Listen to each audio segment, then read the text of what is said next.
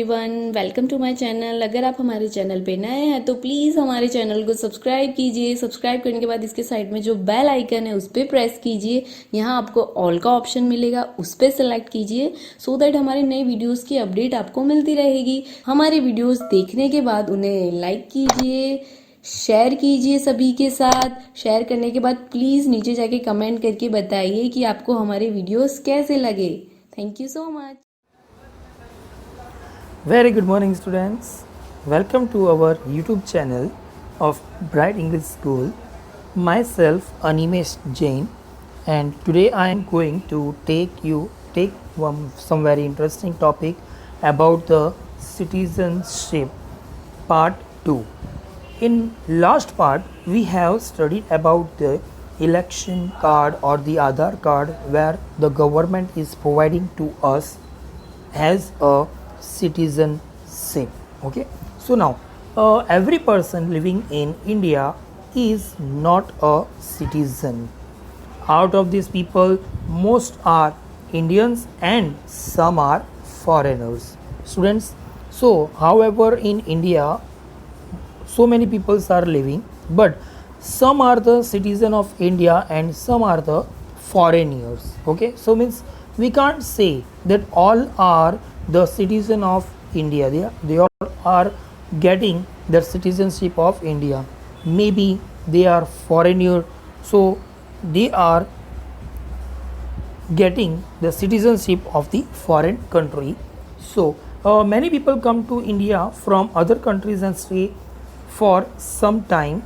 So temporary stay यानी क्या होता है, जो टेम्पररी फॉरेन से जो लोग यहाँ आते हैं उनके लिए यहाँ सिटीज़नशिप नहीं बनती है। वो सिटीज़न होते हैं कहाँ के, फॉरेन कंट्रीज़ के, बट यहाँ कुछ समय के लिए वह आते हैं, काम करते हैं या पढ़ाई करते हैं।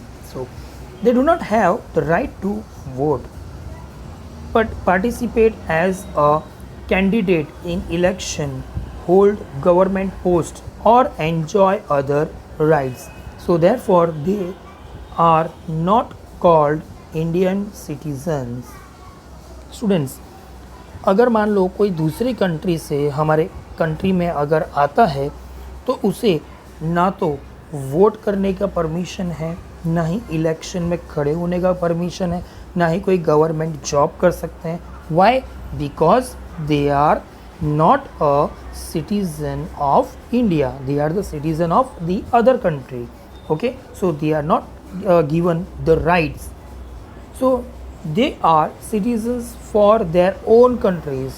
What I have said, student, कि वो citizenship उनको मिली है, लेकिन कहाँ की, उनके कंट्री की, ना कि हमारे कंट्री की. So people from Europe, USA, Russia, Japan, etc.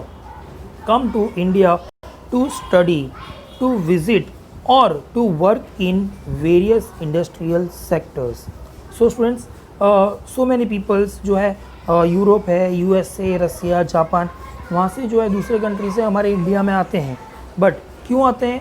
Only for the work or we can say the study or some other work. Okay, so they are not a particular, we can say, the Indian citizen. Only they are coming, they are visiting and they are again going back to their country. Okay, so come to India to study, to visit or to work in various ambassadors of different countries stay in India but are not Indian countries. Students, ambassador means what? वह एक country को dedicate कर रहे हैं, उन्हें कहते हैं ambassador. They are coming to India but they are not a citizen of India. They are not having the right to vote. Okay, इसे कहते हैं एम्बेसडर. मीन्स दूसरे कंट्री को इंडिकेट करते हैं कि हम इस कंट्री से आए हैं. Okay, here are the ambassador but they do not have right to vote. Okay, so students, citizenship है क्या? Citizenship means to stay permanently in a country, to enjoy the rights given by a state and to perform the duties entrusted to a person. अब point क्या है कि citizenship क्या है? कि permanently अगर हम एक ही कंट्री में रह रहे हैं उन्हें जो है राइट दी गई है स्टेट वाइज कॉन्स्टिट्यूशन वाइज, उसे कहते हैं citizenship. A person gets or loses a citizenship according to the rules prescribed in the constitution of India. Has a proper constitution, proper बंधारण के हिसाब से जो उनको सिटीजनशिप दी जाती है उसे कहते हैं citizenship. According to the constitution, single citizenship is given by the union government to all citizens of India. Students, citizenship क्या होता है कि एक ही कंट्री का, ना कि वो दूसरी कंट्री का भी सिटीज़न है और यहाँ का भी सिटीज़न है, ऐसा नहीं होता. Only for the one country. Okay, only one country का जो है सिंगल सिटीजनशिप हम जिसे कहते हैं, सिंगल सिटीजनशिप जो है पर्सन को मिलता है. सिटीजन्स में बिलोंग टू गुजरात और Maharashtra, but he is not entitled to get dual citizenship of the state and the union. He gets only one citizenship and that is the citizenship of India. अगर मान लो student state change हो रहा है, no problem, but वो citizenship कहाँ का है, India का है, ना कि कोई दूसरी कंट्री का है. अब जैसे महाराष्ट्र है, राजस्थान है, मध्य प्रदेश है, वो भले स्टेट है लेकिन है कहाँ पे, इंडिया में. अब जो पर्सन रह रहा है इंडिया में उसे तो हम सिटीजनशिप कहेंगे, सिटीज़न कहेंगे, कहाँ का, इंडिया का. उसमें ये नहीं कि दूसरे स्टेट में जा रहा है तो उसको वहाँ का सिटीजनशिप लेना. No, it means he is a citizen of India. Okay. So now students, some more point it is given here, how to get an Indian citizenship.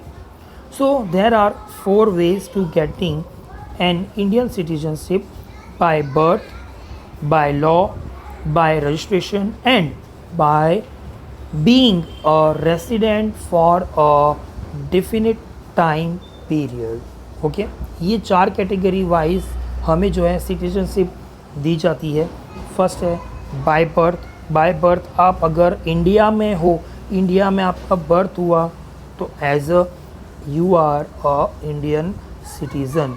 Then second by law, जो है law के हिसाब से जो setup होता है,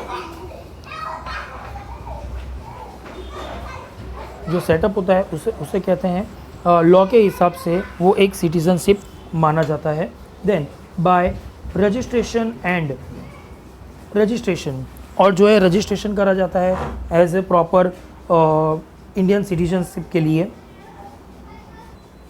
and the 4th point is वो long time तक अगर एक स्टेट या एक कंट्री में रहता है तो उसे सिटीजनशिप दी जाती है. So a person who is born in India gets Indian citizenship automatically. A child who is born in a foreign country but has Indian parents has the right to Indian citizenship. Students, now sometimes it is happening that कि अगर आपके जो parents है वो India से हैं, Indian citizenship है, but child का बर्थ अगर फॉरेन में हुआ है, बट क्या होता है पेरेंट्स अगर इंडियन हैं तो उनको इंडियन जो चाइल्ड है उससे भी जो है इंडियन सिटीजनशिप दी जाती है. Okay, so for example Shri Sheikh and his wife are born Indians and are staying in the US. Nadeem, their son, is born. Sri Sheikh registers the name of Nadeem in the office of the Indian ambassador. Thus, Nadeem gets the citizen of 2 countries, US and India. So, however, when Nadeem becomes an adult, he has the citizenship of any one country of his choice.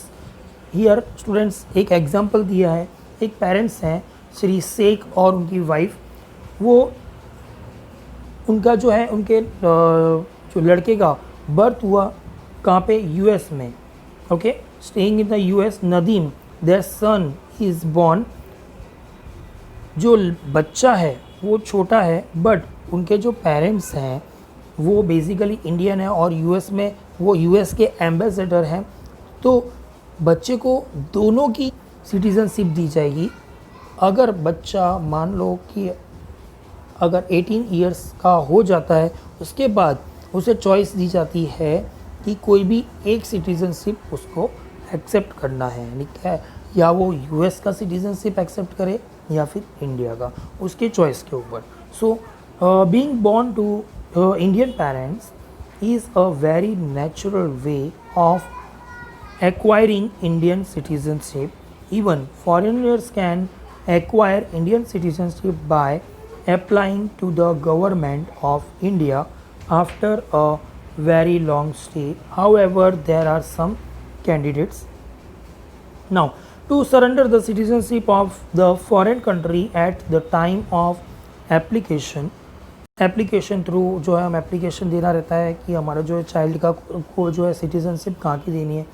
He should be a resident of India for more than 5 years, 5 years से ज़्यादा अगर वो एक ही country में रह रहा है तो उसे सिटीजनशिप दी जाती है। The intention of the applicant must be one of permanent resident, और उसका एक प्रॉपर परमानेंट रेसिडेंट होना चाहिए। अगर इंडिया में है तो इंडिया का प्रॉपर परमानेंट रेसिडेंट, या फिर अगर कोई दूसरे कंट्री का है तो उसका दूसरे कंट्री का कोई भी परमानेंट रेसिडेंट होना जरूरी है। So however if a foreigner marriage an Indian citizen he or she then become an Indian citizen. अगर मान लो कोई फॉरेनियर इंडिया में आके कोई इंडियन पर्सन से अगर मैरिज करती है तो वो एज़ यूजुअल क्या होता है कि वो इंडिया की सिटीज़न कहलाई जाएगी। Okay, so this was our topic